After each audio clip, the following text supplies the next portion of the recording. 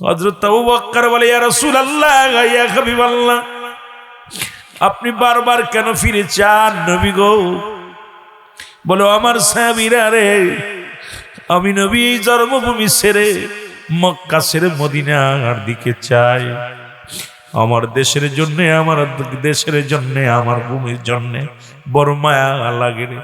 নবীজি ডাক দেখো, মক্কার জমিনেরা শুনে রাখো, আবার আমি আসব ফিরে, যদি ইসলামের বাতাস, যদি আকাশ বাতাসের মধ্যে, জমিনের মধ্যে প্রচার করতে পারি, আমি অতি ফাঁস করেই তোমাদের মাঝে ফিরে আসব।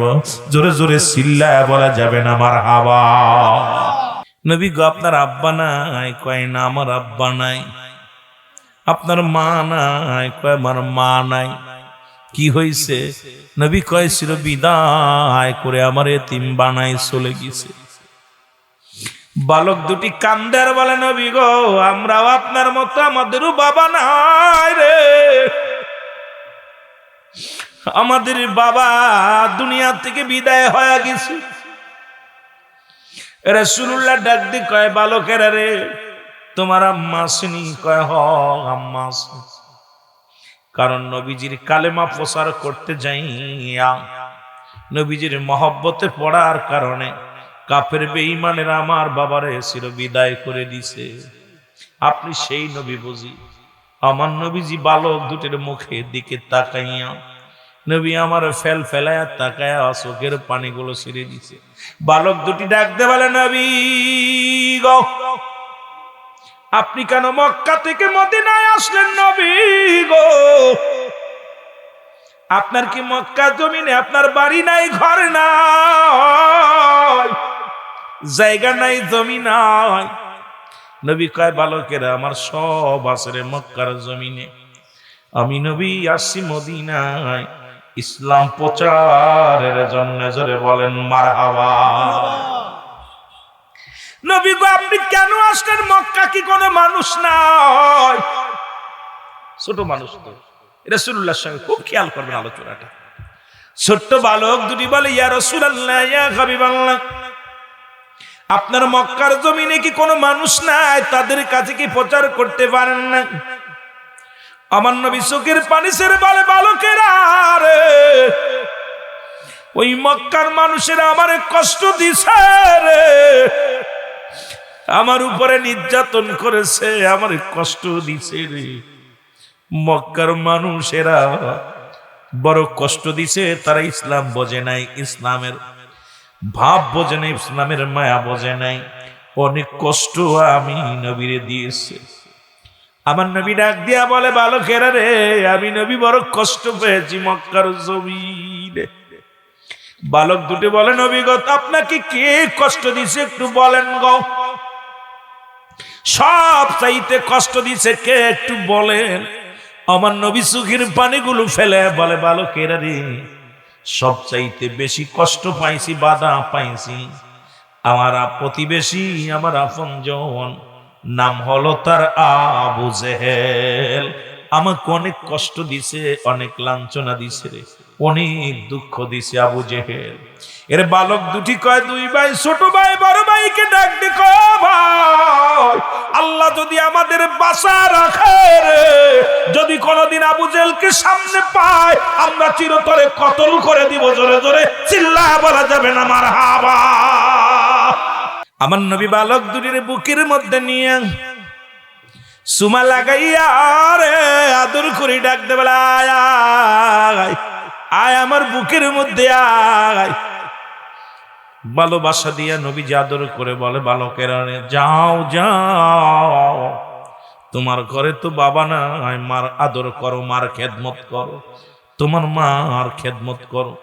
বালক দুটি বলে, ইয়া রাসূলুল্লাহ, ইয়া হাবিবাল্লাহ, আপনাকে যত দেখি ততই প্রাণ ভরে যায়। এই মানুষটারে কেমনে গায়ে হাত দেয় রে, এই মানুষটারে কেমনে আঘাত করে, ইয়া রাসূলুল্লাহ, ইয়া হাবিবাল্লাহ। বালক দুটি কাঁদতে বলে, নবী গো, এই নূরের চেহারার মধ্যে কেমনে আঘাত করলো রে মক্কার মানুষের। এরে মক্কার নিষ্ঠুর আবু জেহেল রে, এই মানুষটার কেমনে তোরা মারলি? যে মানুষটার মা দুনিয়ায় নাই, বাবা দুনিয়ায় নাই, অপরাধ তো দুনিয়ায় করে নাই, কাউকে কোনোদিন কষ্ট দেয় নাই রে আমার নবী। এই মানুষটা এত ভালোবাসে, এই মানুষটার মন এত বালা, এই মানুষটারে মারলি তোরা, তোদের কি দয়া হয় নাই, তোদের কি মায়া হয় নাই, তোদের অন্তর কেন কাঁদে নাই? আমার নবীজি বালক দুটির চুমা দিয়ে কয়, বালকের রে যাও যাও, রব্বুল আলামিন যদি দয়া করে, ইসলামের বাতাস যেদিন মদিনার অলি গলির মধ্যে ঢুকবে, সেদিন ওই আবু জেহেলের গোষ্ঠীরা ওরা নিজেরাই তাদের ভুল বুঝতে পারিয়া আমি নবীরে আদর করে ডাক দিয়ে নিবে। জোরে বলেন না মারহাবা। নবীজি কালেমার দাওয়াত মদিনার অলি গলির মধ্যে দেয়া শুরু করলো গো। অনুকূল আবহাওয়া আর নবীকে পাইয়া মদিনার মানুষেরা ধন্য, আহলান সালাম স্বাগতম জানাইয়া যে পায় সেই কালেমার মালা পড়ে। আমার নবীজিকে যে দেখে রে সেই পাগল হইয়া কালেমার মালা পড়ে। আমার নবীজিও কালেমার দাওয়াত দেন। নবীজি বলে, ও আমার ভাইরা শোনো, আমি আল্লাহর পয়গম্বর, ছেড়ে দাও ছেড়ে দাও, ওই দুনিয়ার চন্দ্র পূজা ছেড়ে দাও, দুনিয়ার মধ্যে গাছ পূজা ছেড়ে দাও, মূর্তি পূজা ছেড়ে দাও, আসো আমার পথে আসো। আমি যে পথে আসি সেই মুসলমান সরল সঠিক পথের মধ্যে আসো। জোরে জোরে চিল্লায়া বলা যাবে না মারহাবা। এদিকে মক্কার জমিনে এত পরিমাণ কাফেররা আঘাত শুরু করে দিছে রে, তাদেরকে নির্যাতন করা শুরু করলো, মারা শুরু করলো। আমার নবীকে জিবরিল আমিন আল্লাহ পাঠায় দেয়, জিবরিল যাও যাও রে। জিবরিল আমিন নবীর কাছে আসিয়া বলে, ইয়া রাসূলুল্লাহ, ইয়া হাবিবাল্লাহ, আর বসে থাকার সময় না, ঘাত প্রতিঘাত করতে হবে, কেউ আঘাত করলে প্রতিঘাত করতে হবে। নবীগণ আপনি যুদ্ধের নাম দিও যুদ্ধ ঘোষণা করে দেন আবু জেহেলের বিরুদ্ধে নবীগণ। কারণ আর যদি একটা মুসলমানের ক্ষতি করে, আর যদি কোনো মুসলিমের বাড়ি ঘর দূর পুরায়, আপনি ঘোষণা করে দেন এই যুদ্ধের ময়দানে রণক্ষেত্র হয়ে যাবে রে মুসলমান। শুনে নাও, দেরি করেন না, দেরি করেন না। নবীজি বলে, জিবরিল রে, আমার যে যুদ্ধ করব বাতিলের বিরুদ্ধে, আমার জনগণ তো নাই, সামান্য মুসলমান মাত্র।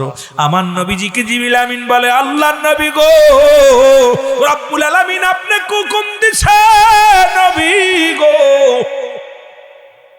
আপনি আর দেরি করেন না, যুদ্ধের জন্য প্রস্তুতি নেন। সুবহানাল্লাহ। রাসূলকে বললেন, হুজুর আপনি টেনশন করেন না, চিন্তা করেন না, আপনি ঘোষণা করে দেন শরীয়তে আপনার কাছে অস্ত্র আছে 8টা, তরোয়ার বাড়ি আছে 8টা, ঘোড়া আছে মাত্র 2টা। আপনি ভয় পান কেন নবী গো? কারণ আপনার সাথে তো সদা সর্বদাই রব্বে কারিম আছে। কারণ যার কাছে আল্লাহ রব্বুল আলামিন থাকে তার কিসের ভয়? আপনি যুদ্ধ ঘোষণা করে দেন।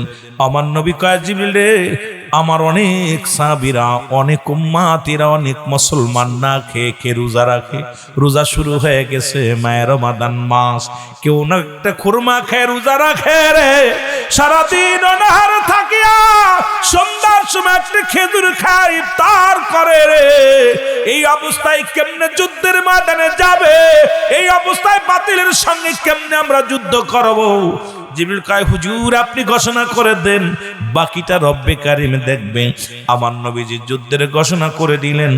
আগামী 17ই রমাদান, ওই যুদ্ধের নাম হলো বদরের যুদ্ধ। জোরে জোরে চিল্লায় বলেন মারহাবা। যার যে হালাত আছে সেই হালাতে যুদ্ধের জন্য প্রস্তুতি হও। ওই বালক দুটো শুনতে পাইল রে, নবীজি যুদ্ধের ডাক দিছে রে। 8 বছরের পোলা, 10 বছরের পোলা, একটা দড়ি বাড়ি যাইয়া ডাকে রে, জনম দুঃখিনী মা কান্দে রে।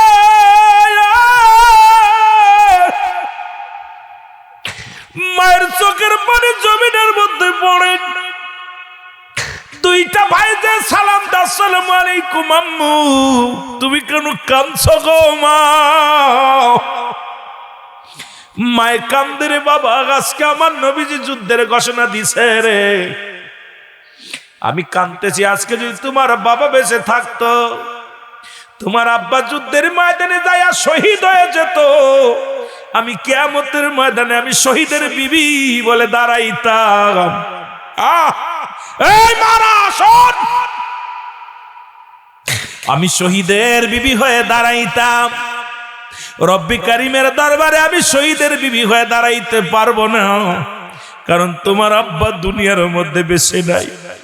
কাফেরদের সঙ্গে যুদ্ধ, কাফেরদের সঙ্গে মোকাবেলা হবে রে। আজকে বড় কষ্ট হয়। নবীজি মহিলাদেরকে যুদ্ধে নিবে না, যদি মহিলাদেরকে নিত আমি যুদ্ধের ময়দানে যাইতাম, যাই আমার জীবনটা কোরবানি করে দিতাম। কিন্তু রাসূলুল্লাহ ঘোষণা করেছে কোনো মেয়ে ছেলে যাবে না, পুরুষ যার শুধু পুরুষ যাবে। আজকে এই যুদ্ধের ময়দানে তোমার বাবা বেঁচে নাই, আমি এই কাঁদতেছি এই জন্যে। তোমরাও ছোট ছোট মানুষ, তোমরা যদি বড় হতে, আমি তোমরাও যদি রাসূলুল্লাহর ওই যুদ্ধের ময়দানে যাইয়া, বদরের যুদ্ধে যাইয়া যদি শহীদ হয়ে যেতে, আমি কিয়ামতের ময়দানে রব্বি কারিমের দরবারে দাঁড়াইয়া বলতাম, আল্লাহ আমি শহীদের মা। কারণ তোমার বয়স মাত্র 10, তোমার বয়স মাত্র 8, তোমাকে নবীজি নিবে না, যুদ্ধের ময়দানে নিবে না। তোমরা বালক হওয়ার কারণে তোমরা বাদ পড়ে যাবে। আমি অসহায় নারী রে, আমার নবীজির যুদ্ধে আমি অংশগ্রহণ করতে পারলাম না। আমি আমার নবীর ডাকে আমার আহলে বায়াতদেরকে অংশগ্রহণ করাতে পারলাম না। বালক দুটি মায়ের গলা ধরে চিৎকার মেরে বলে, মা, মা গো, আমরা যাব যুদ্ধের ময়দানে রে মা। সুবহানাল্লাহ বলেন না? আমরা যাব যুদ্ধের ময়দানে। মা বলে, বালক রে, তোরা ছোট মানুষ, নবীজি তোদের এলাও করবে না, যুদ্ধের ময়দানে বালকদের নিবে না, তোমরা ছোট্ট হওয়ার কারণে তোমরা যেতে পারবা না, আমি নারী হওয়ার কারণে যেতে পারবো না। আজ যদি তোমার বাবা বেঁচে থাকতো, যুদ্ধের ময়দানে যেত, শহীদ হইয়া ফিরে আসতো লাশখানা, আমারও আমি আল্লাহর দরবারে বলতাম আমি শহীদের মা, আরে আমি শহীদের বিবি। তোমরাও বলতে পারতে আমি শহীদের সন্তান। আজকে আমার তোমার বাবা নাই বেঁচে, তোমরা ছোট মানুষ বাবা, তোমরা আমার কাছে কি বলবা? ছোট ছেলে ডাক দে কয়, মা, আরে আমরা তো ছোট, আমার আল্লাহ তো ছোট নয়, আমার আল্লাহ তো বড়। জোরে জোরে চিল্লায়া বলা যাবে না মারহাবা? বিদায় দাও, হাসরের ময়দানে তুমি বলবা আমি শহীদের মা। ও মা, একবার বিদায় দাও, আমি যাব রহমতের নবী। যুদ্ধে ডাক দিছে, আর নবীর নাকি আবু জেহেলে গালি দিছে রে। ওই আবু জেহেলকে আমরা দুই ভাই মিলে হত্যা করবো গো মা, একবার বিদায় দাও, বিদায় দাও। কারণ আমার নবীর চোখের পানি জমিনের মধ্যে আমি পড়তে দেখেছি। আমার নবীজি চোখের পানি গুলো ফেলাইয়া এই জমিনের মধ্যে বুকটা বাসাইছে রে। আমরা দুই ভাই মিলে দেখেছি রে, এমন নবীরে যারা মারছে, এমন নবীরে যারা আঘাত করেছে, এমন নবীরে যারা আঘাত করেছে রে মা, তার বিরুদ্ধে যুদ্ধ করে যদি জীবন দিয়া দিতে পারি রে, আমাদের জীবন ধন্য হয়ে যাবে না। বিদায় দাও, বিদায় দাও, যাব যুদ্ধের ময়দানে, আর দেরি করো না মা। দুই ভাইয়ের ভালোবাসা, নবীর প্রতি ভালোবাসা দেখিয়া জনম দুঃখিনী মা দুই ভাইকে দুইটা চুমা দিয়া, মুখের মধ্যে চুমা দিয়ে কয়ে, বাবারে আমি তোর ইসলামের জন্য তোদের দুই ভাইকে কোরবানি করে দিলাম, যা যা, আমি তোর যুদ্ধের ময়দানে যাওয়ার অনুমতি দিয়ে দিলাম। রহমতের নবী ডাক দিয়ে বলে, সাহাবীরা রে, তোমরা আমি সৈন্যগুলো গণব, কাতারে কাতারে সৈন্যগুলো দাঁড়ায় গেলেন। রাসূলুল্লাহ গুনে দেখাই রে 313 জন। কয়জন? জোরে বলেন কয়জন? 313 জন। তরবারি কার হাতে দিবে রে? ঘোড়া বা কার হাতে দিবে? মাত্র 2টা ঘোড়া, 8টা হলো তরবারি। কয়টা? এই মুসলমান, কয়টা? 2টা ঘোড়া, 8টা হলো তরবারি। আমার নবীজি চোখের পানিগুলো সেরে সেরে কান্দে রব্বে কারি। বিশাল কাফেলা, শত্রু পক্ষের কাফেলা নিয়ে মদিনার দিকে আসে রে। এই রব্বে কারীম, আমার মুসলমানদের যদি শেষ করে দাও রে আল্লাহ, আল্লাহ আমার উম্মতরে যদি শেষ করে দাও, আমি কার কাছে কালেমার দাওয়াত দিব? আল্লাহ মাত্র 313 জন সৈন্য নিয়ে আমি কেমনে লড়াই করব রে আল্লাহ? আমি কেমনে এত হাজার হাজার সৈন্যের সঙ্গে মোকাবেলা করব? তরবারিও নাই, অস্ত্রও নাই, ঘোড়াও নাই। আমি নবী কেমনে রে এই বাতিলের সঙ্গে মোকাবেলা করব? নবীর চোখের পানিগুলো টপ টপ করে জমিনের মধ্যে পড়ে। নবীজি আমার কান্দে, আল্লাহ এই 313 জন তো একবারে শেষ হয়ে যাবে রে। আমি কাদের নিয়ে ইসলামের দাওয়াত দিব? আমি কাদের কাছে কোরআনের কথা বলবো? আমি কাদের কাছে যাইয়া তোমার দিন প্রচার করবো গো আল্লাহ? আমার নবীজির কান্না দিকে আল্লাহ বলে, জিবরিল তাড়াতাড়ি যা, আর দেরি করিস না, আমার হাবিবের চোখের পানি আমি সইতে পারি না। জিবরিল আমিন এসে সালাম দেয়, আসসালামু আলাইকুম ইয়া রাসূলুল্লাহ, আসসালামু আলাইকুম ইয়া হাবিবাল্লাহ। নবীজি বলে, আলাইকুম আসসালাম জিবরিল, এখন তো যুদ্ধের ময়দানে যাব, যুদ্ধ শুরু হয়ে যাবে, তুমি কিসের জন্য আসছো? এখন কহি নিয়ে আসছো? বলে, না হুজুর, ওহি নিয়ে আসি নাই, আপনার কাছে আসি। আমার রব্বুল আলামিন আপনাকে যুদ্ধে ঝাঁপিয়ে পড়তে বলেছে। জিবরিল আমিন কয়, ও আমার নবীজি কয়, জিবরিল রে কেমনে ঝাঁপিয়ে পড়বো রে যুদ্ধের ময়দানে? দেখছো নি আবু জাহেলের কাফেলা পুরো ময়দান পুরো কভার করে ফেলেছে, আমার 313 জন সাহাবী নিয়া আমি কেমনে ঝাঁপিয়ে পড়বো? অস্ত্র নাই, সাহাবীর সংখ্যাও কম, ঘোড়ার সংখ্যা কম, এর মধ্যে 2 জন বালকও আছে। মুসলমান শুনে নাও, আমি কেমনে যাব রে?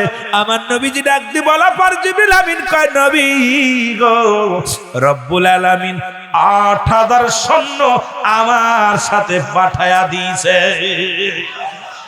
বন্ধুগণ আমার, রহমতের নবী কাল্লা দিলেন বায়ানাত, উত্তম ব্যবহার, উত্তম আখলাক, উত্তম চরিত্র, যার গুণে মক্কাবাসী নবী কাল আমিন উপাধি দিলেন।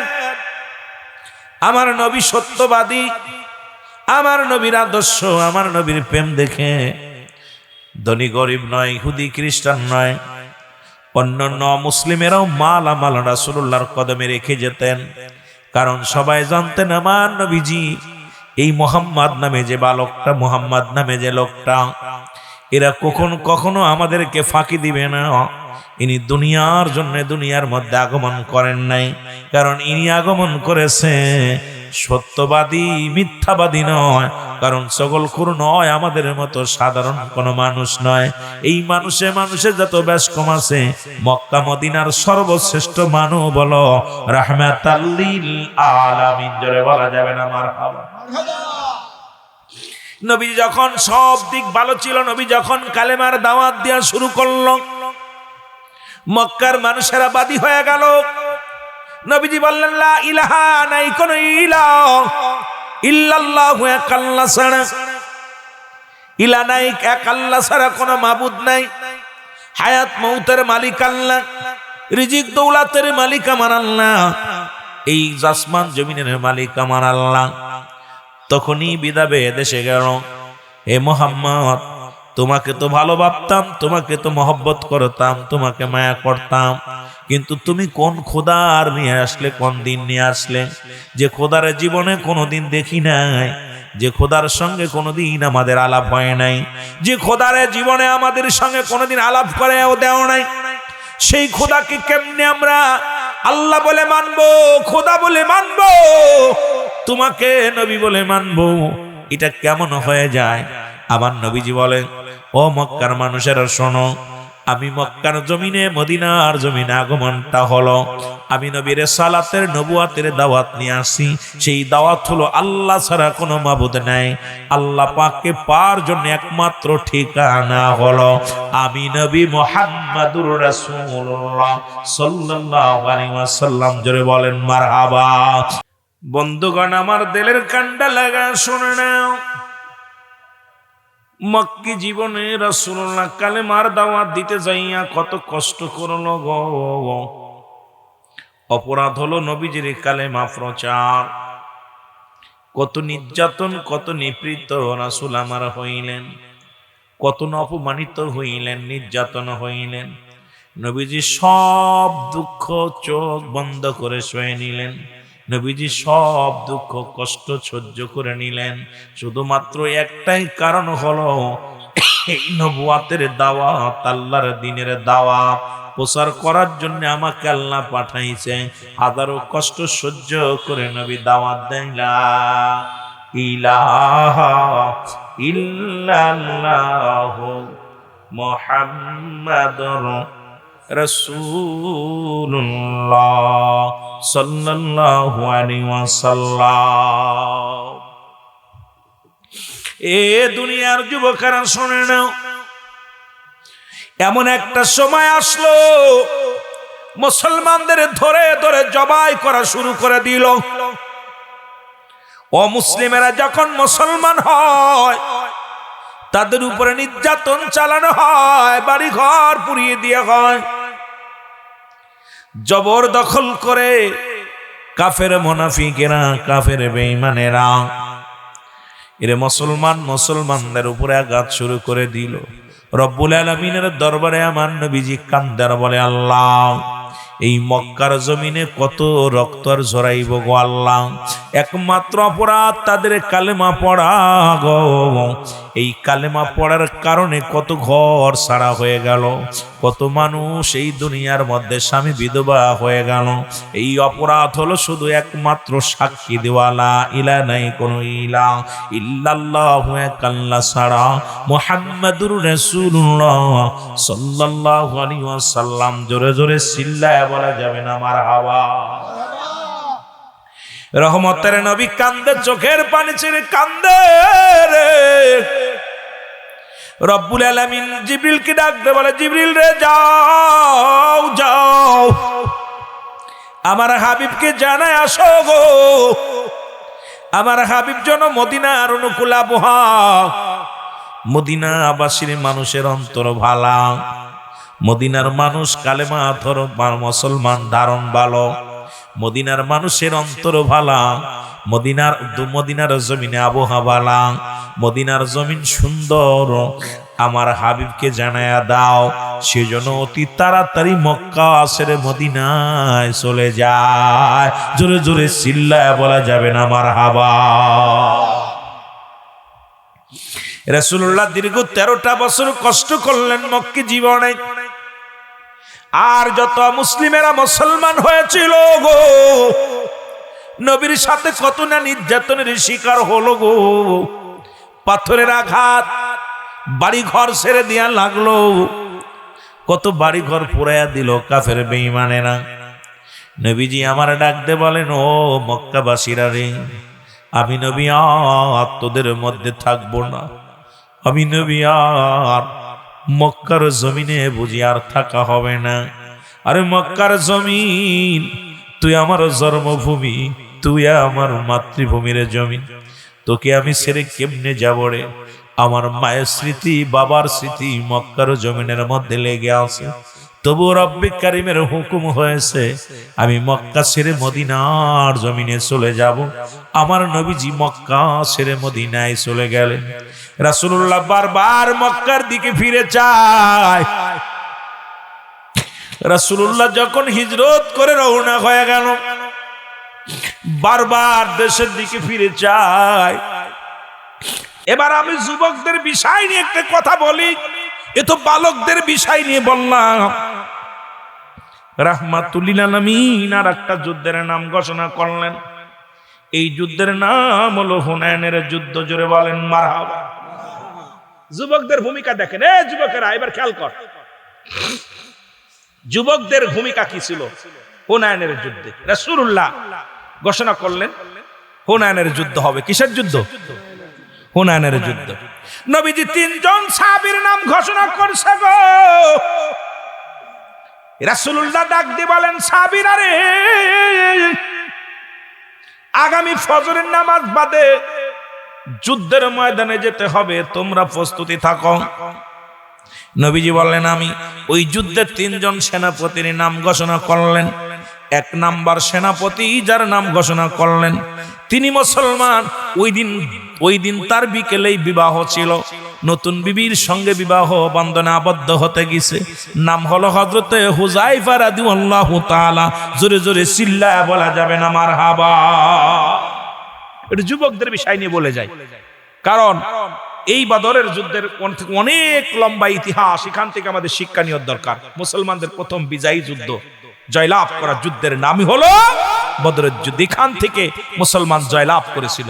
সেদিন থেকে কাফের বেঈমানরা সেদিন শিক্ষা পেয়েছিল মুসলমানদের ঈমানি জোর দেখে।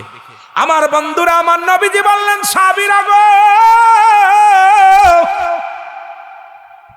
আমি নবী যুদ্ধের নাম ঘোষণা করলাম। সাহাবীরা অপেক্ষা আছে, কে কোন নামটা নবীজি বলবেন, কার নামটা বলবেন, ওই যুদ্ধে কে কে নেতৃত্ব দিবেন। নবীজি যখন নাম ঘোষণা করলেন সবাই অপেক্ষা আছে, রাসূলুল্লাহ আমার নামটা বলবে। সবাই চিন্তা করে আমার নামটা নবীজি বলবে, আমার নামটা নবীজি বলবেন। কিন্তু দেখা গেল নবীজি 3 জন সাহাবীর নাম ঘোষণা করলেন। প্রধান সেনাপতি মুসলমান হযরত হুযায়ফা রাদিয়াল্লাহু তাআলা। জোরে জোরে চিল্লায় বলা যাবে না মারহাবা। যে টাইম দিছেন, টাইম তো হয়ে গেছে আব্বা, কাম সারছে। আল্লাহু আকবার বলেন। আমি তো এগুলো পারি না হুজুর, আগে হুজুর করলে ভালো হতো সবচেয়ে বেশি। মারহাবা বলেন না, আর একটু জোরে। কষ্ট হচ্ছে আপনাদের? কষ্ট হচ্ছে? আমার বাবারা, আমার যেহেতু মসজিদ উন্নয়ন প্রকল্পের মাহফিল, উন্নয়নের যুদ্ধ থেকে গেল, কারণ এই যুদ্ধে যুবকদের ভূমিকা ছিল।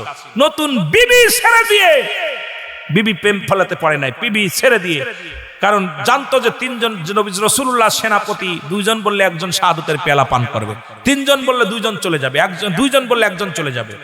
কিন্তু সাহাবীরা তারপরে জীবন দেওয়ার জন্য প্রস্তুতি ছিল। নতুন বিবি হুযায়ফাকে ঠেকাতে পারে নাই, রাসূলুল্লাহর ভালোবাসায় জীবন দিয়া দিয়েছে। জোরে বলেন মারহাবা। যদি আবার আশেপাশে আসি তাহলে আবার যদি সময় পাই বলবে, এই যুবকরা বসো, বাবা বসো, একটু বসো, একটু বসো। মসজিদ কার ঘর? আরো জোরে বলেন কার ঘর?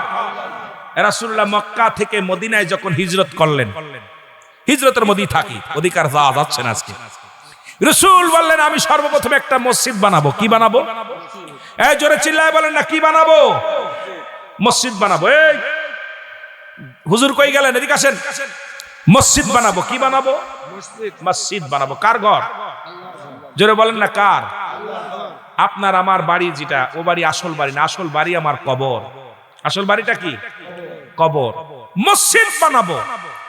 রাসূলুল্লাহ বলার সঙ্গে সঙ্গে আইয়ুব আনসারী, রাসূলুল্লাহ প্রথম যে যার বাড়িতে আস্থানা গেড়েছিলেন সেই ব্যক্তির নাম হলো আইয়ুব আনসারী। উনি বলেন ইয়া রাসূলুল্লাহ, ইয়া হাবিবাল্লাহ, আপনি মসজিদ বানাবেন? বলে জি হুজুর, আমার বাড়িটা আপনাকে দিয়ে দিলাম। সুবহানাল্লাহ বলেন। আর বাড়িতে সুবহানাল্লাহ বলেন। এই সমস্ত কথা হই না, জোরে কইবেন। আর এইরকম চিন্তা করছেন নি, বাড়িটা দিয়ে দিতেছে আপনার। আমরা যে মাঝে মাঝে এইরকম কিছু আসে কাছে কথাগুলো বললে অনেক সময় করতে অনেক কিছু বলতে পারি। এই যে মিজান ভাই আমার সাথে আসছে, মাঝে মাঝে আমরা যখন আসি দেখা যায় সব কয়জন একটা রুমের ভিতর হইয়া আমাদের ছেড়ে দেয় সবকিছু। এই যে ভালোবাসা, প্রেমের টান। রাসূলুল্লাহ বললেন আমি মসজিদ বানাইবো। আর সঙ্গে সঙ্গে আনসারী আপনার আইয়ুব আনসারী বলে ইয়া রাসূলুল্লাহ, ইয়া হাবিবাল্লাহ, আমি আমার বাড়িটা আপনাকে মসজিদ বানানোর জন্য দান করে দিলাম।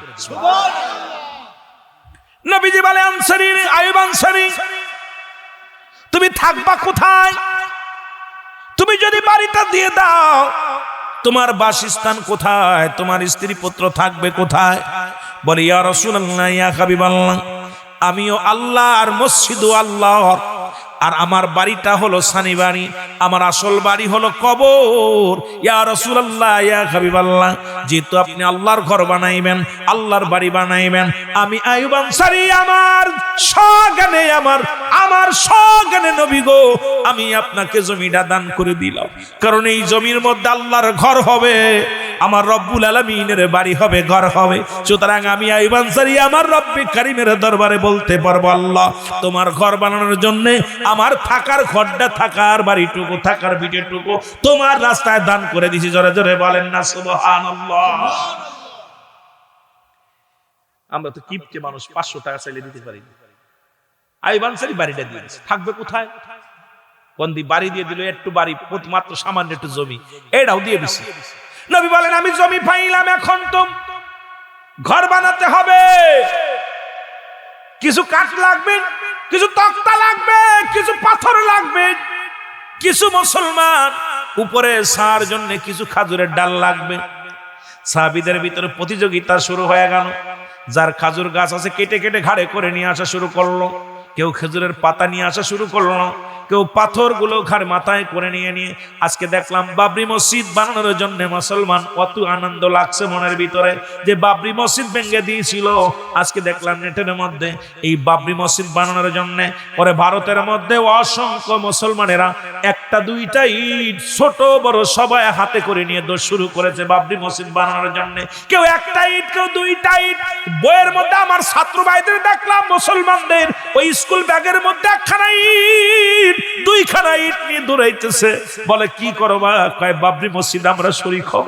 আরে আল্লাহর ঘর বানাইবে, আমি শরীক হওয়ার জন্য যারা নেট চালাইছেন আজকে দেখছেন মুসলমান, আজকে যারা দেখছেন তারপরে কেন শিক্ষা হবে না? আমি আশ্চর্য হয়ে গেলাম। এই বাবরি মসজিদ বানানোর জন্য অসংখ্য মুসলমানের সাইকেলে করে, মোটর সাইকেলে করে, হাতের মধ্যে দুই কেন মাথায় করে টেনে টেনে 2 মাইল 5 মাইল 10 মাইল পর্যন্ত হেঁটে হেঁটে চলে আসতেছে মাথায় করে ইট নিয়ে। কারণ আল্লাহর ঘর বানাইবে, এই ঘরের জন্য আমরা শরীক হব।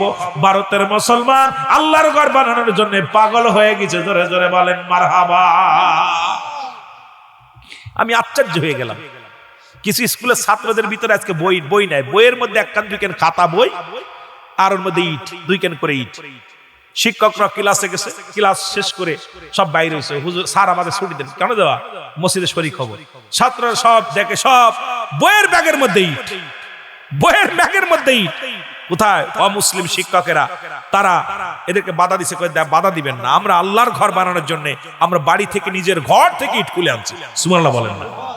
নিজের ঘর থেকে পুরো ইট গুলো ঘরের থেকে বারান্দা থেকে খুলে খুলে নিয়ে চলে যাচ্ছে, নিয়ে মসজিদে শরীক করতেছে। আপনারা না দেখলে আপনি নেট চালাবেন, একটু নেট চালায় দেখেন কি শুরু হয়েছে মসজিদের, বাবরি মসজিদের জন্য। এই আমি এত খুশি হইলাম দেখা, প্রাণটা জুড়াই গেছে। আহারে, যে মানুষ আল্লাহর ঘর বানানোর জন্য ভারতের মুসলমান কত পাগল।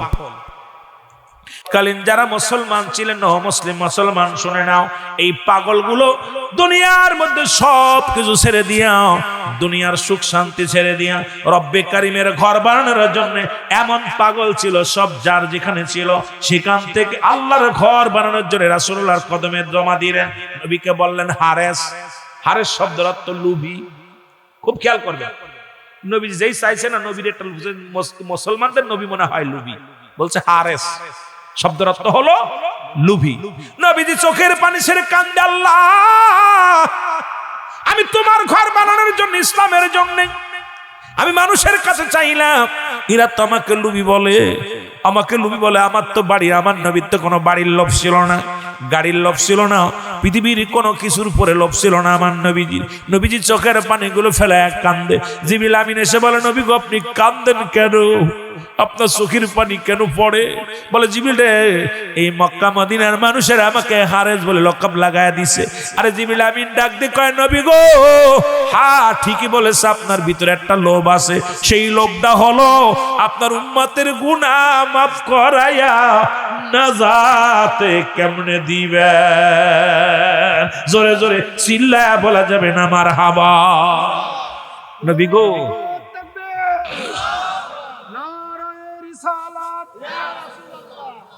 নবী রাসূল যেখানে, আমরা আছি সেখানে। ওলি আল্লাহ যেখানে, আমরা আছি সেখানে। আহলে বায়াত যেখানে, আমরা আছি সেখানে। ইসলামের আলো ঘরে ঘরে জ্বালো, কুরআনের আলো ঘরে ঘরে জ্বালো। নারে তাকবীর। আমার ভাইরা, রাসূলুল্লাহর ভিতর লোভ ছিল, সেই লোভটা হলো আপনাকে আমাকে বাঁচানোর জন্য। এই দুনিয়ার কোনো লোভ ছিল না, বিলাসিতা ছিল না। পেটে পাথর বাঁধছে, মাটি কাটছে, মাটি টানছে, বকরি চড়াইছে। রাসূল শুধু আপনার আমার কারণে, আমার আপনার ভালোবেসে ও মাতের বেদনায়। সুতরাং সেই নবীকেও নবী বলে বলতে কেউ বাদ দেয় নাই, তা নবীকেও চিন্তা করছে। আমি এখন যেই চা শুরু করব আল্লাহর জন্য সবাই চিন্তা রুহুল আমিন মুনাইডে নিয়ে ব্যাগে করে নিয়ে চলে যাবে। সুতরাং আপনাদেরকে সময় কম কাজ বেশি, আপনাদের কাছে অনুরোধ করব যুদ্ধের ময়দানে রওনা দিল রে। ওদিন অনেকেই ফজরের রোজা আছে, অনেকে না খেয়ে রোজা আছে, সেরি ঠিক মতো করতে পারে নাই। নবীজি সাহাবীদের বলে তুমি কি রোজা আছো? বলে জি। কি খাইছো? বলে হুজুর কিচ্ছু খাই না, একটু পানি খেয়েছি। তুমি কি রোজা আছো? বলে জি হুজুর একটা খুরমা খেয়েছি। তুমি কি রোজা আছো? বলে হুজুর আমি একটা খেজুর খেয়ে রোজা আছি। নবীজি মুখের দিকে তাকায়া দেখে রে ভালোবাসার প্রেম কারে বলে। আমার সাহাবীরা না খেয়ে রোজা রাখছে আর জীবন দেওয়ার জন্য আমার সঙ্গে প্রস্তুতি হয়ে চলে আসছে। এবার নবীজি যুদ্ধ শুরু হয়ে গেল রে। বদর প্রান্তরের যুদ্ধ, তুমুলকের যুদ্ধ শুরু হয়ে গেল। ওর মুসলমান কাফেরদের সৈন্য 70 জনকে চির বিদায় করে দিলেন। একজন নয়, দুজন নয়, মুসলমান শুনে নাও, এই শরিয়াতে 313 জন সৈন্য নিয়ে নবীজি যখন মুসলমান যুদ্ধ শুরু করে দিলেন, কাফেরদের মুসলমান 70 জনকে চির বিদায় করে দিলেন। আরো 70 জনকে গয়ে মুসলমান গ্রেফতার করলেন, ধরে ধরে নিয়ে আটকায় রাখলেন। আর মুসলমানদের ওই যুদ্ধে মুসলমান 14 জন মুজাহিদ, 14 জন সাহাবী জীবন দিয়া দিল। আমার নবীর 14 জন সৈন্য, তার ভিতরে এই বালক 2টা ছিল। এই 2 জন যুবক যখন তুমুলকের যুদ্ধ রে, 2টি ভাই, বড় ভাই ছোট ভাই, 2 ভাই ঘোরাঘুরি করে যারে পায় তারে জিগায় তোমরা আবু জেহেল রে দেখছুনি? এর মধ্যে আবু জেহেল কিডা? ওরা অন্য মানুষকে মারবে না, ওদের চিন্তা হলো আবু জেহেল। ছোট ভাই আবু জেহেল রে চেননি, বড় ভাই আবু জেহেল রে চেননি, কারণ তারা তো ঘোড়ার নিচে, ঘোড়ার হাঁটুর নিচে পড়ে আছে ছোট ছোট মানুষগুলো। একজন বলে ভাই ও বালকেরা তোরা আবু জেহেল রে কেন খুঁজিস? আবু জেহেল আমার নবীরে কষ্ট দিছ রে, হত্যা করব। ওই দেখো রে, ওই দেখো ঘোড়ার উপরে দাঁড়ায় আছে, ঘোড়ার উপরে বসে তুই হলো আবু জেহেল রে। 2টি ভাই ধরে আগিছে রে, যাইয়া ঘোড়ার পায়ের নিচে নাগল পায় না আক্রমণ করে তারে হত্যা করাবে। তরবারি দিয়া আনাগল পায় না, সুয়া পায় না, কেমনে তার গর্দান কাটবে? বড় ভাই ছোট ভাইরে কয় কি করা যায়? নিয়ত করেছে আবু জেহেলের হত্যা করব। এখন আবু জেহেলের ঘোড়ার পায়ের নিচে পড়ে যায়, আমরা কি করা যায়? ছোট ভাই কয় বড় ভাই রে তুমি ঘোড়ার পায়ের মধ্যে কোপ লাগায়া দাও। সুবহানাল্লাহ বলুন। ছোট ভাই কইছে ভাই ওরে তো সোয়া পাইতেছি না, ওরে সোয়া পাইতে ঘোড়ার পা কেটে ফেলতে হবে। সুবহানাল্লাহ কইতেন না? ছোট ভাই বুদ্ধি দিছে বড় ভাই রে, আমি পাশে তরবারি ধরলাম, তুমি খালি ঘোড়ার পা কেটে দিবা, ঘোড়া ফুটে যাবে, আমি পিছন থেকে কোপ মেরে দেব। একদম যে কথা সেই কাজ। ঘোড়ার পায়ের মধ্যে কোপ লাগাইছে, কোপ লাগানোর সঙ্গে সঙ্গে ঘোড়া নিচে হয়ে পড়ে গেছে। পড়ে যাওয়ার পর পিছন থেকে ছোট ভাই আবু জেহেল মারছে, একদম দাড়ি ধরে, এক হাতে দাড়ি ধরে বেকা করে মারে দিছে এক কোপ। আবু জেহেল শেষ। পিছন থেকে আবু জেহেলের ফুলা, এ মুসলমান শুনে নাও, দৌড়ে এসে ছোট ভাইয়ের হাতের মধ্যে মারছে কোপ। কোপ মারা পর এই হাতটা খালি ঝুলতেছে এইভাবে, আহা ডান হাতটা ঝুলতেছে। চিন্তা করে ছোট ভাই যে এই হাতটা নিয়ে যদি যুদ্ধ করি, এই যুদ্ধের ময়দানে হাত বিরক্ত করতেছে, হাত রাখা যাবে না। পান নিচে হাতটারে দিয়া টান দিয়ে হাতটারে ফেলে দিয়া বাম হাতে তরবারি ধরছে। সুবহানাল্লাহ বলেন না? এ বালক, ছোট্ট বালক, একটু বালক বাম হাতে তরবারি দিয়া যুদ্ধ শুরু করলো। পিছন থেকে ওনার ছোট আবু জেহেলের ছেলে আয়া 2 ভাইকে হত্যা করলেন। 2 ভাই জমিনের মধ্যে পড়ে রইলেন। আমার নবীজি যুদ্ধের ময়দান থেকে যখন ফিরে আসলেন 14 জন শহীদের লাশ নিয়ে, আমার নবীজি চোখের পানি ধরে রাখতে পারে নাই। ওই বালক 2টি দেখে তারা হাত হারাইছে, পা হারাইছে, গর্দান হারিয়েছে। আমার নবীজি প্রমাণ করে নবীজি সাহাবীদেরকে বলল তোমরা কি দেখছো? ওই বালক 2টা সন্তান, তারা নিজের জীবনকে বাজি রেখে আবু জেহেলকে শেষ করে আমি নবীর মুখে হাসি ফুটানোর জন্য জীবনটা দিয়া দিছে। এই হলো পৃথিবীর ইতিহাসে আমার নবীর প্রেমিকেরা, তারা জীবনের ভয় করে নাই, মরণের ভয় করে নাই। আমার নবীর ইজ্জতের চাদর ধরে যারা টান দিছে তাদেরকে চির বিদায় করে দিছে। আর আজকে আলেম উলামা সেই নবীর ইজ্জতের চাদর ধরে টানাটানি করে। আজকে শিল্পীরা আমার দেশে বয়াতিরা সেই নবীর চাদর ধরে টানাটানি করে, আল্লাহকে নিয়ে কটূক্তি করে। আমাদের দেশে আলেম উলামা আল্লাহকে নিয়ে কটূক্তি করে, সাহাবীদেরকে নিয়ে কটূক্তি করে, মা খাদিজাকে নিয়ে কটূক্তি করে, আর সেই দেশের মধ্যে আমরা বেঁচে থাকি, আমরা জীবন দিয়ে দিতে রাজি আছি, তবু আমার নবীর সম্মানের উপরে আঘাত করলে আমরা মেনে নিব না। জোরে বলেন ঠিক কিনা?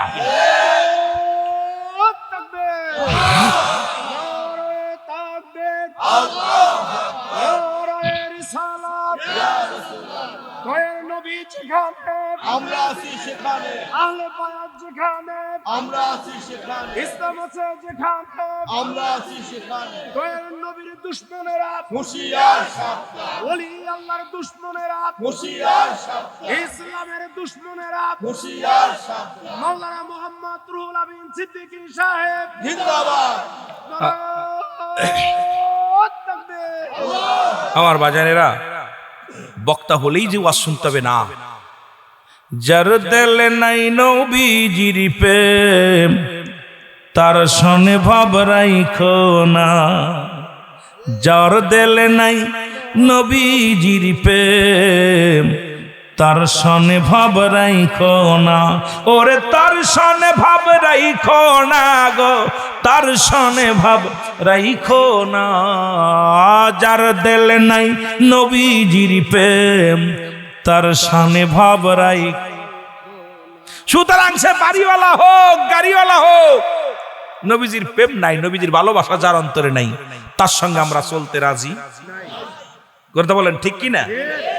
আহা, মনে থাকে যেন দয়াল নবীর প্রেম ভালোবাসা যার অন্তরে যতটুক, তার ঈমান বলতে ততটুক। নবীজির প্রেম ভালোবাসা যার অন্তরে নাই, তার ঈমান বলতে কিচ্ছু নাই, সরাসর বেঈমান। বন্ধুগণ আমার, দিলের কান্ডা লাগা শোনা নাও। ইয়া রাসূলুল্লাহ, ইয়া হাবিবাল্লাহ, নবী গো। বলে কি? কই নবী গো, 3000 সৈন্য আর 3000 তরবারি, 3000 অস্ত্র নিয়ে আমি চলে আইছি, এইগুলোর কমান্ডার আমি, আর 5000 আল্লাহ এক প্রস্তুতি করে রাখছে, খালি আপনি ডাক দিবেন চলে আইবো, আপনি ভয় করেন কেন? এই দেখেন না, নবীজি তাকায় দেখেন 3000 ফেরেশতা জমিনের মধ্যে আয়া গেছে। নবীজিরে কয় ফেরেশতা, কয় হুজুর, জিবরাইল আমিন কয় হুজুর, আপনি কি দেখছেন কাফেলাটা? ওদের তো 1000 কাফেলা, 3000 কাফেলা, এখানে আমরা ফেরেশতারা, সবার হাতে তরবারি। সুবহানাল্লাহ বলেন না? আর একটু জোরে কইতেন নি? নবীজি কইতেন আমার জিবরাইল আমিন কয় হুজুর, আরো 5000 আল্লাহ রাব্বুল আলামিন প্রস্তুতি করে রাখছে, খালি অর্ডার দিবেন চলে আইবো। এই 3 তারিখ হইবো না আরো লাগবো? সুবহানাল্লাহ কইতেন নি রে? সুবহানাল্লাহ কইতেন নি? নবীজি একটা মিষ্টি হাসি দিয়া রব্বুল আলামিনের কাছে প্রার্থনা করে, রব্বুল আলামিন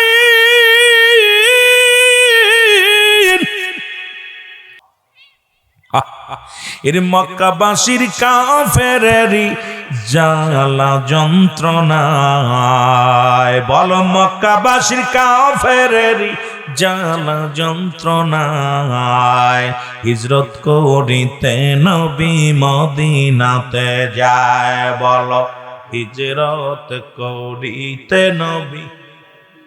মহব্বতে বলেন সুন্নি ভাইয়েরা, আশিক ভাইয়েরা, ওরে মক্কাবাসীর কাফেরেরই জ্বালা যন্ত্রণায়, বল মক্কাবাসীর কাফেরেরই জ্বালা যন্ত্রণায়, হিজরত করিতে নবী মদিনাতে যায়। বল হিজরত করিতে নবী।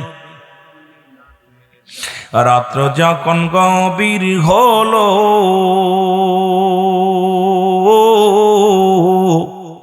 আমার দয়াল নবী কি করিল, হযরত আলীকে শুয়াইয়া দিলেন নিজেরই বিছনায়, হযরত আলীকে শুয়াইয়া দিলেন নিজেরই বিছনায়, হিজরত করিতে নবী মদিনাতে যায়। বল হিজরত করিতে নবী। মক্কাবাসীর কাফেরেরই, জোরে বলা যাবে না, মক্কাবাসীর কাফেরেরই জ্বালা যন্ত্রণায়, বলো মক্কাবাসীর কাফেরেরই জ্বালা যন্ত্রণায়, হিজরত করিতে নবী মদিনাতে যায়। বলো হিজরত করিতে। রাত্র যখন নিশির হলো,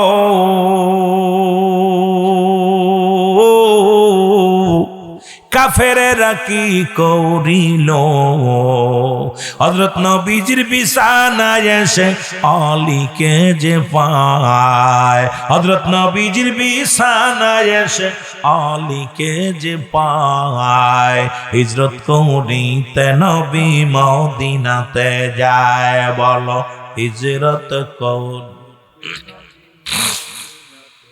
এ দুনিয়ার মুসলমান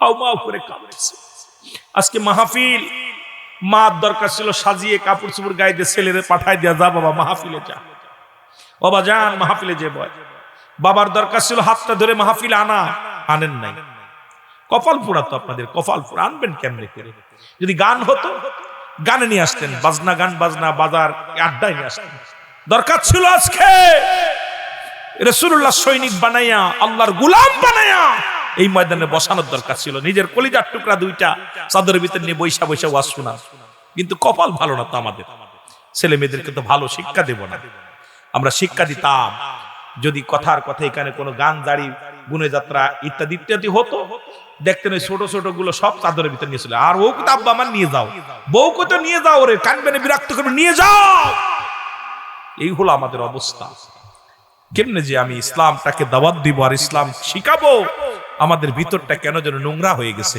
ভয় ভীতি ইসলামের আলো ভিতরে ঢুকতেছে না নোংরা পথে আমরা পা চালাইতে চালাইতে আমরা নিজেরাই নোংরা হয়ে গেছি জোরে বলেন ঠিক কিনা একটু মহব্বতের সঙ্গে দুরূদ শরীফ পড়েন আল্লাহুম্মা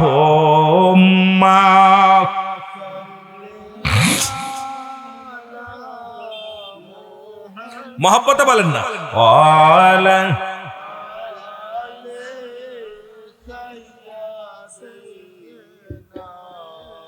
শাফায়াতের তরিন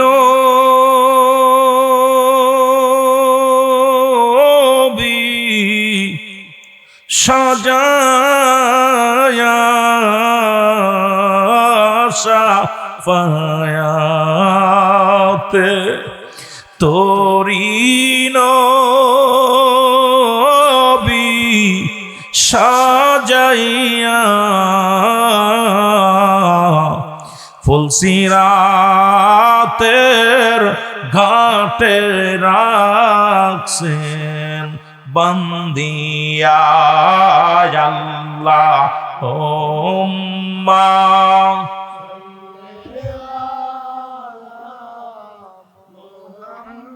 বাজান রে একটু মহব্বতে ওয়ালা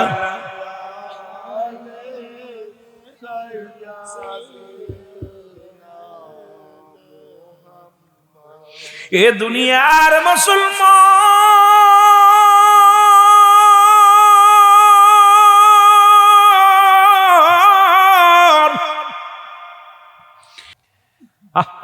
8 বছর 10 বছর দুইটা পোলা নবীজি বলছে আগামীকাল ফজরের নামাজ বাদে কাফেলা সারা হবে বদরের যুদ্ধ শুরু হবে ওদিকে আবু জেহেলের কাফেলা খুব মেলা আগায় চলে আসছে খবর আছে ইয়া রাসূলুল্লাহ সর্বনাশ 1000 ঘোড়া 1000 সৈন্য 1000 তরবারি নিয়ে হুজুর আগাইতেছে বিপুল সৈন্য নিয়ে আগত হচ্ছে হুজুর মদিনা দখল করে নিবে আপনাকে হত্যা করবে মুসলিমটাকে তছনছ করে দিবে নবীজি বললেন তোমরা ফজরের সালাত আদায় করো সালাত আদায় করে তোমরা সবাই প্রস্তুতি নাও কাফেলায় প্রস্তুতি হও রাসূলুল্লাহ যেই হুকুম দিয়েছে কানা খুড়া ল্যাংড়া লুলা যা ছিল সব মানে আপনার ফ্যামিলিতে যারা ছিল সব পুরুষ মানুষ লাইন দাঁড়ায় গেছে সুবহানাল্লাহ বলেন না রাসূলুল্লাহ সালাত শেষ করে এসে দেখে মানুষ কাতারে কাতারে দাঁড়ায় গেছে ছোট বড় মোটামুটি কানাডা খুড়াডা নবীজি চিন্তা করে হারে এই বালকগুলো যুদ্ধের ময়দানে নেওয়া যাবে না কানাডারে নেওয়া যাবে না খুড়াডারে নেওয়া যাবে না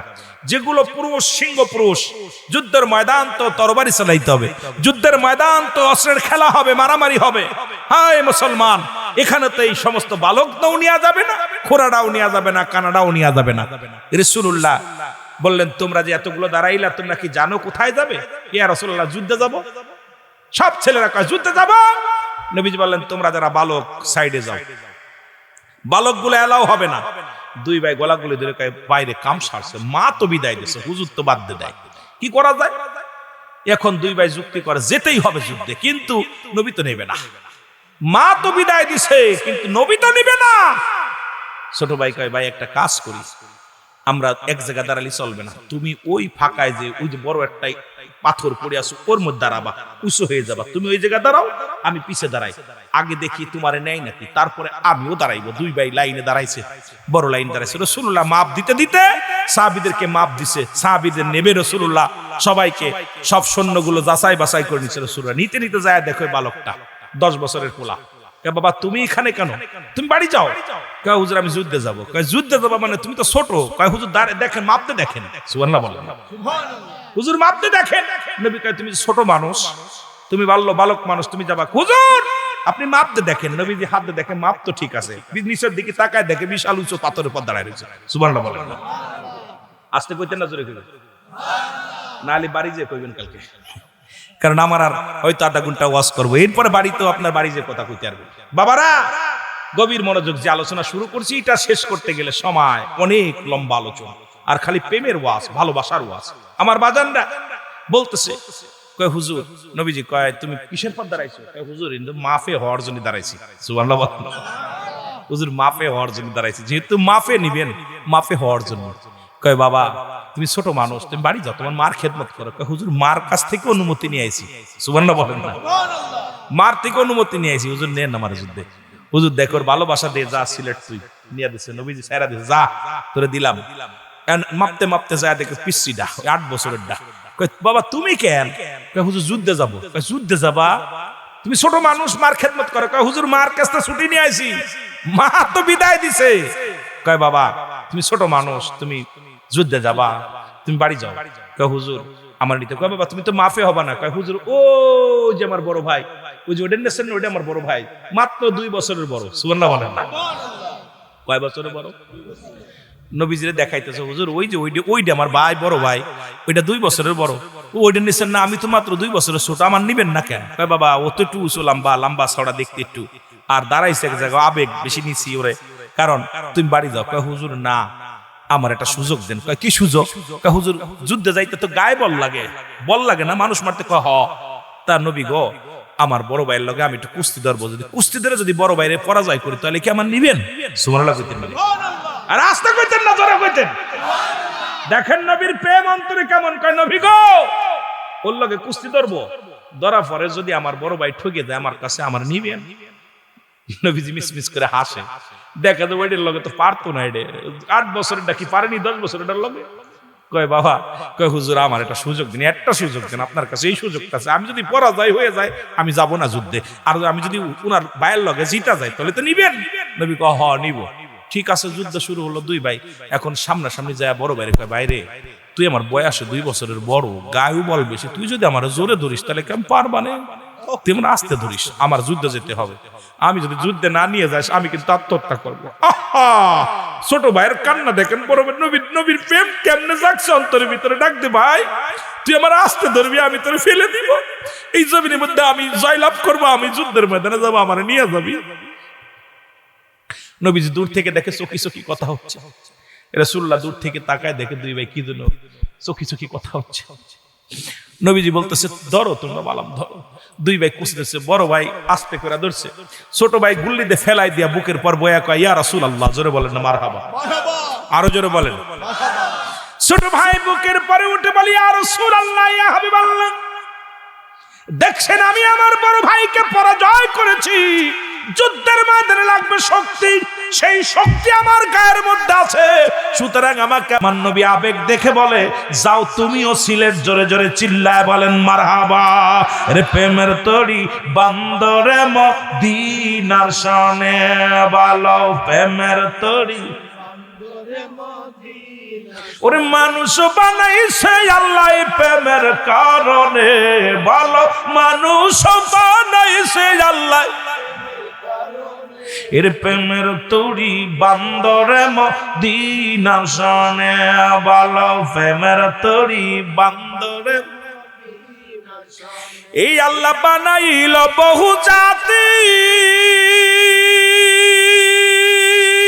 আবার শিখাইল প্রেম প্রীতি আর মোর নবীকে পাঠান আল্লাহ মোর নবীকে পাঠান আল্লাহ প্রেমের কারণে প্রেমের তরি বান্দরে মদিনার সনে আশিকেরা বলো প্রেমের তরি বান্দরে মানুষ বানাইছে আল্লাহ প্রেমের কারণে ওরে মানুষ বানাইছে আল্লাহ প্রেমের ওরে প্রেমের তরি বান্দরে মদিনা সনে বালাও প্রেমের তরি এই আল্লাহ বানাইল আসমান জমিন আর বানাইল রাত্র আর দিন আর মোর নবীকে পাঠান আল্লাহ মোর নবীকে পাঠান আল্লাহ প্রেমের কারণে প্রেমের তরি বান্দরে একটু আওয়াজ দে বলা যাবে না প্রেমের তরি বান্দরে নবী কয় হায়াতি খায়রুল লাকুম আমার হায়াতের জিন্দেগিটা আমার উম্মতের জন্য কল্যাণ স্বরূপ নবী কি এমনি পাঠাই নাই রে মিয়া নবীজি কে এমনি পাঠায় নাই হাদিসে নবীজি বলতেছেন হায়াতি খায়রুল লাকুম আমার হায়াতের জিন্দেগিটা আমার উম্মতের জন্য কল্যাণ স্বরূপ আবার আমি দুনিয়া থেকে বিদায় নেওয়া মামা হায়াতি খায়রুল লাকুম ওয়াফাতি খায়রুল লাকুম এই মুন্সি নবীজি বলতেছে আমি ইন্তেকাল করলাম আমার উম্মতের কল্যাণের জন্য প্রেমের তরি বান্দরে মদিনা সনে বালাও প্রেমের তরি এই আল্লাহ বানাইল বহু জাতি আবার শিখাইল প্রেম প্রীতি আল্লাহ বানাইল বহু শিখাইল প্রেম প্রীতি আরে হাবিবকে পাঠাইছে আল্লাহ নবীকে পাঠাইছে আল্লাহ প্রেমের কারণে প্রেমের তরি বান্দরে মদিনা সনে বালো প্রেমের তরি বান্দরে আশেকদের তরি হলো মদিনা এই তরিতে যদি উঠতে না পারি জীবন বরবাদ এই মদিনার তরিতে উঠতে চাই নবীজির তরিকায় জোরে বলেন ঠিক কিনা আরো জোরে বলেন ঠিক কিনা